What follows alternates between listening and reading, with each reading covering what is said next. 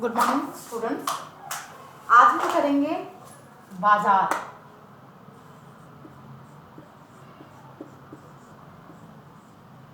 या मार्केट।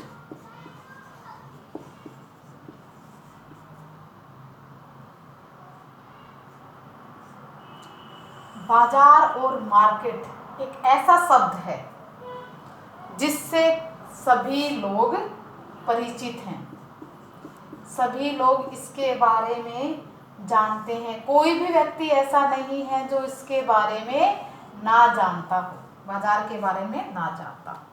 आमतौर पर और सामान्य बोलचाल की भाषा में बाजार का तात्पर्य क्या होता है, क्या निकालते हैं कि जिस स्थान पर क्रेता और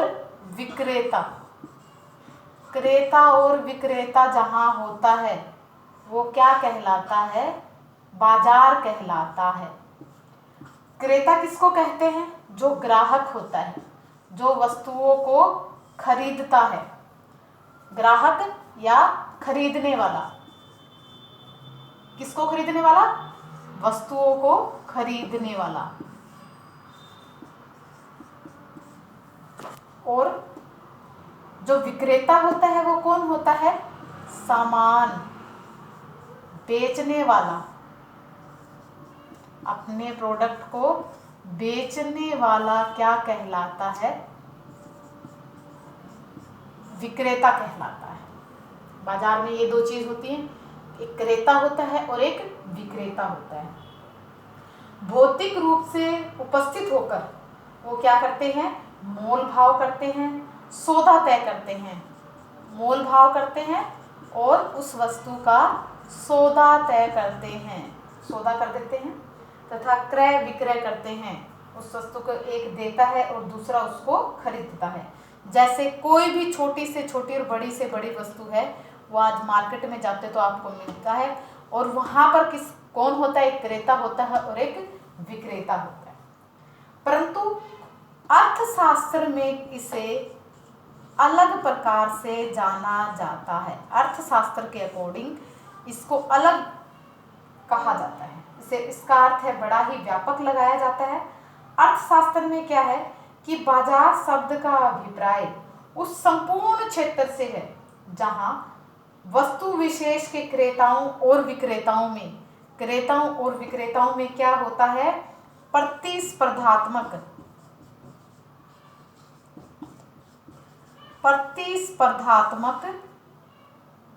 संपर्क हो।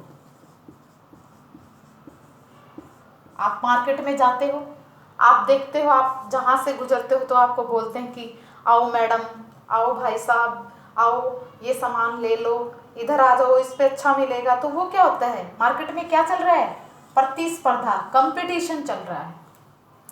तथा वस्तु की एक मूल्य स्थापित की जाती है। उसका मूल्य है, कोई भी वस्तु है उसका मूल्य पूरे मार्केट में एक ही मिलेगा, एक मूल्य उसका रखा जाता है। अर्थात बाजार के लिए किसी स्थान विशेष का होना जरूरी नहीं है और न ही यह आवश्यक है कि क्रेता एवं विक्रेता भौतिक रूप से उपस्थित होकर ही वस्तु का सौदा करें। इसका मतलब यही नहीं है, अर्थशास्त्र में क्या कहा है कि उस जो भी क्रेता और विक्रेता है उसका भौतिक रूप से ना तो मार्केट का होना जरूरी है और ना ही वहां पर क्रेता और विक्रेता का होना जरूरी है। आजकल आप देखते हो इंटरनेट का जमाना है, उसमें आप देखते हो फोन पर ही पत्र के द्वारा या दलालों के द्वारा सामान इधर से उधर और घर बैठे ही आप क्या है सामान मंगवा सकते हैं और उसकी पेमेंट ऑनलाइन ही कर देते हैं। तो आपने क्या देखा? ना तो वहाँ भौतिक रूप से क्रेता मौजूद था, ना ही विक्रेता था, और ना ही क्या है उसका कोई बाजार था। ये क्या हुआ? अर्थशास्त्र की दृष्टि में ऐसा कहा गया है। कई वस्तुओं की कीमत उद्योगपति अथवा सरकार द्वारा ही तय कर दी जाती है, इसलिए मोल भाव करने का प्रश्न ही नहीं उठता है। सौदे के लिए पूरे माल का भौतिक रूप से उपस्थित होना भी जरूरी नहीं है।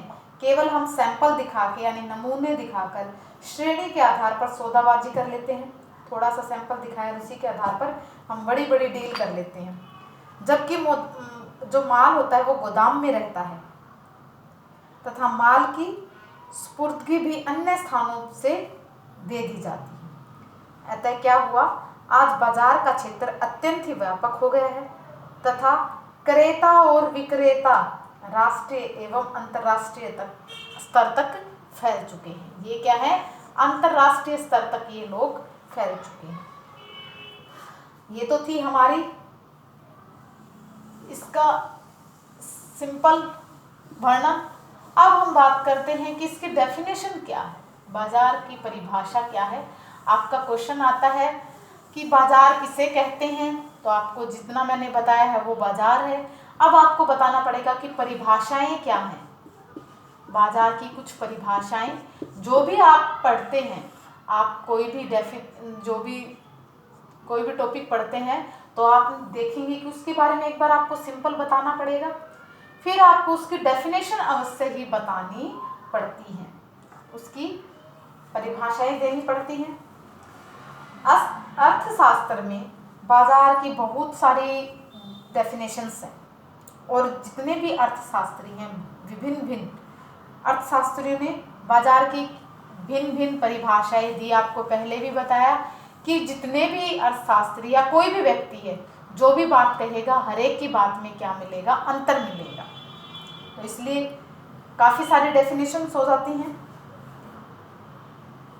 हम कुछ डेफिनेशंस की यहाँ बात करेंगे।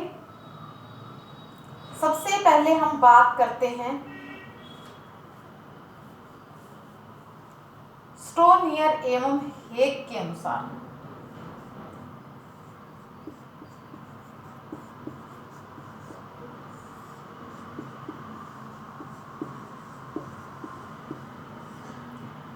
स्टोनियर एवं हेग के अनुसार इन्होंने क्या कहा है, इन्होंने कहा है अर्थशास्त्र में बाजार का तात्पर्य ऐसे संगठन से है, ऐसे संगठन से है जिसमें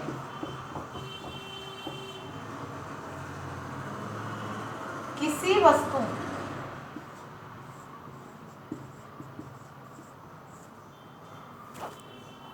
वस्तु के क्रेता और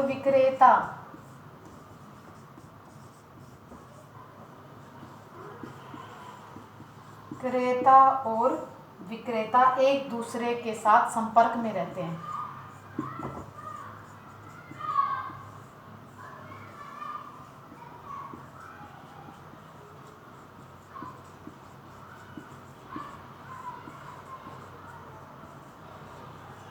संपर्क में रहते हैं।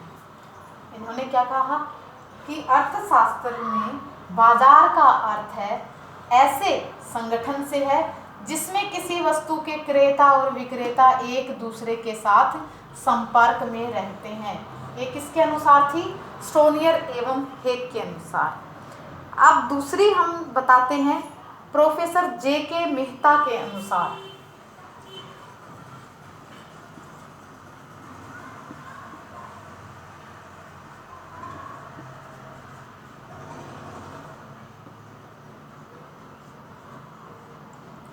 जे.के. मेहता ने क्या कहा है, बाजार शब्द एक ऐसी अवस्था को सूचित करता है, एक ऐसी अवस्था को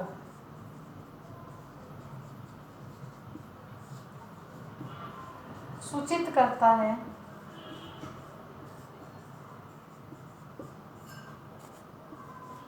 जिसमें उस स्थान पर किसी वस्तु की मांग होती है जहां उसे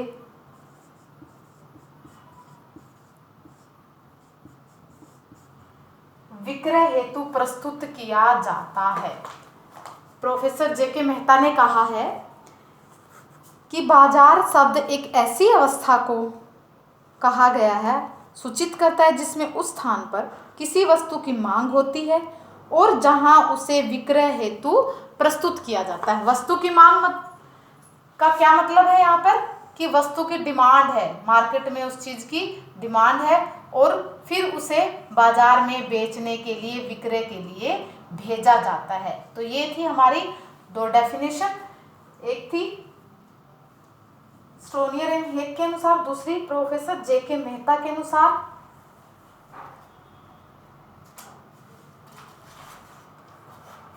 एक डेफिनेशन और बता देती हूं आपको।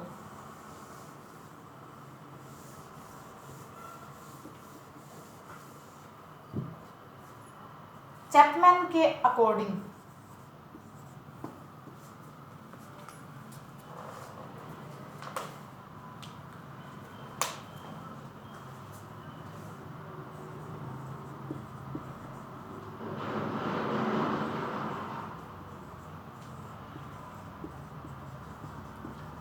चैपमैन के अनुसार इन्होंने क्या कहा है बाजार के बारे में। बाजार शब्द का तात्पर्य किसी स्थान विशेष से नहीं है, बल्कि इसका तात्पर्य किसी स्थान विशेष से नहीं, किसी स्थान विशेष से नहीं है, बल्कि इसका तात्पर्य वस्तु अथवा वस्तु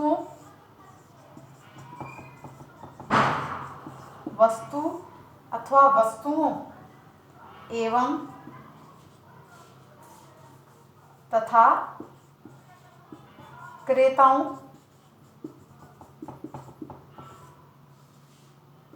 एवं विक्रेताओं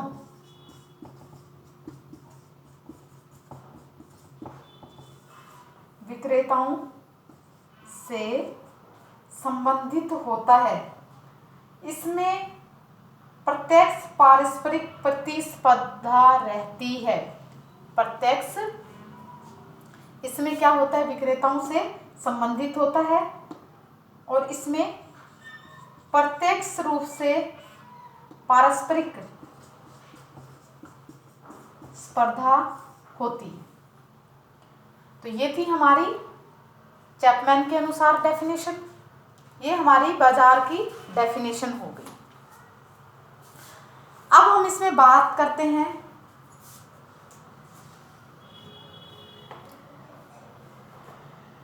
बाजार की जो भी उपरोक्त परिभाषाएं हैं उनके आधार पर निश्चित रूप से यह कहा जा सकता है कि बाजार शब्द किसी विशेष स्थान को इंगित नहीं करता है, बल्कि यह उस संपूर्ण क्षेत्र को बताता है या दर्शाता है जहां वस्तुओं के क्रेता एवं विक्रेता परस्पर घनिष्ठ संबंध बनाते हैं तथा एक निश्चित मूल्य पर क्रय और विक्रय करते हैं।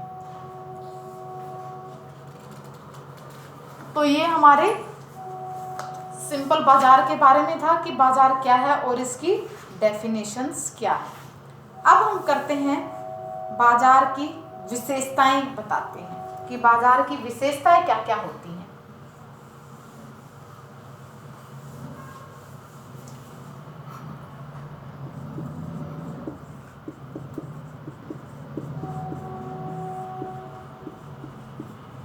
विशेषताएं, सबसे पहली बाजार की विशेषता जो होती है एक क्षेत्र का होना।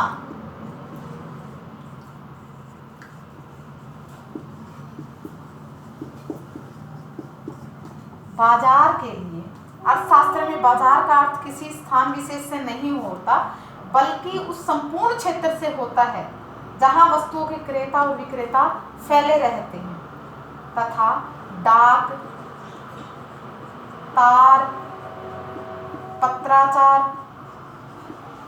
कोरियर, इंटरनेट, मध्यस्थों आदि से सौदा, मीडिएटर बोलते हैं, आदि से सौदा करने में समर्थ होते हैं। आज बाजार का क्षेत्र अत्यंत ही व्यापक है तथा क्रेता अंतरराष्ट्रीय स्तर पर फैला हुआ है। ये हमारी थी विशेषताएं। एक विशेषता थी एक क्षेत्र का होना, दूसरा एक वस्तु का होना।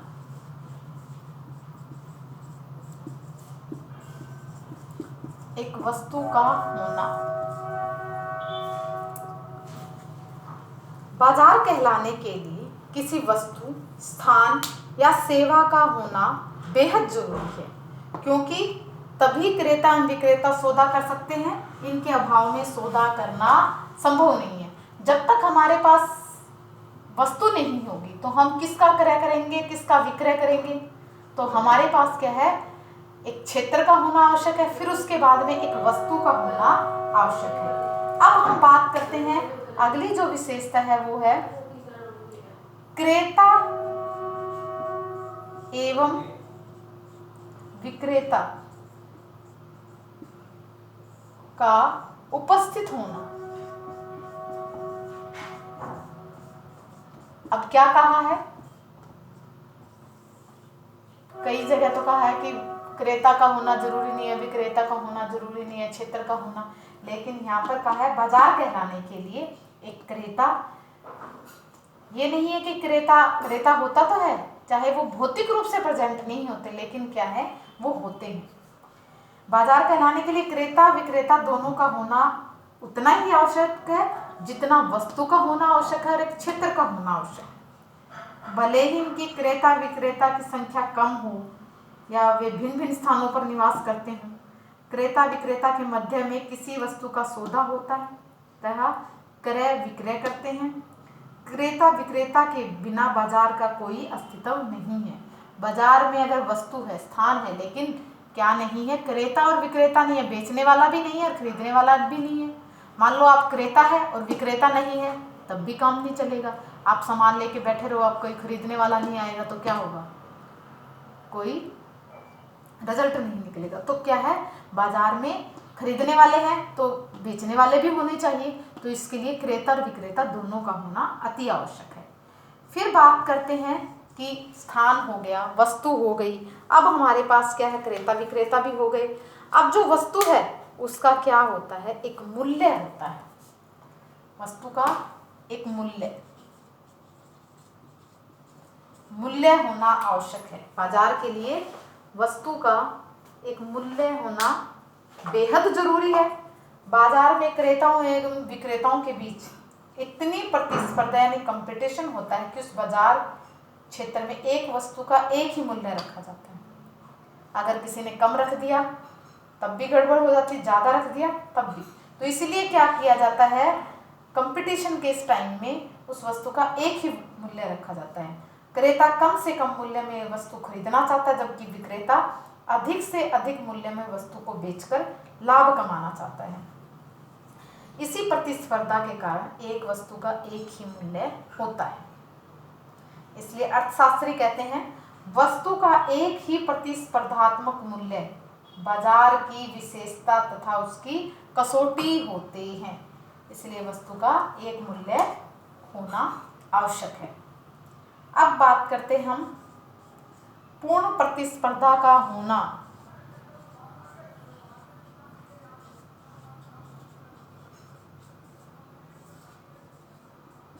पूर्ण प्रतिस्पर्धा का होना, बाजार में क्रेताओं एवं विक्रेताओं के बीच प्रत्यक्ष रूप से पूर्ण प्रतिस्पर्धा होती है, क्योंकि पूर्ण प्रतिस्पर्धा के अभाव में किसी वस्तु का एक मूल्य होना संभव नहीं है। जैसे कि प्रोफेसर कुर्नो ने कहा है, पूर्ण प्रतिस्पर्धा बाजार की एक आवश्यक विशेषता है जिसे किसी भी कीमत में नकारा नहीं जा सकता। बाजार में कंपटीशन का होना भी जरूरी है। अगर क्रेताओं विक्रेताओं के बीच प्रत्यक्ष रूप से प्रतिस्पर्धा नहीं होगी तो मार्केट नहीं चलेगा। तो ये थी हमारी बाजार की कुछ विशेषताएं कि बाजार में ये विशेषताएं होती हैं या होनी चाहिए। तो आज के लिए इतना ही करेंगे। Okay, bye, have a nice day students.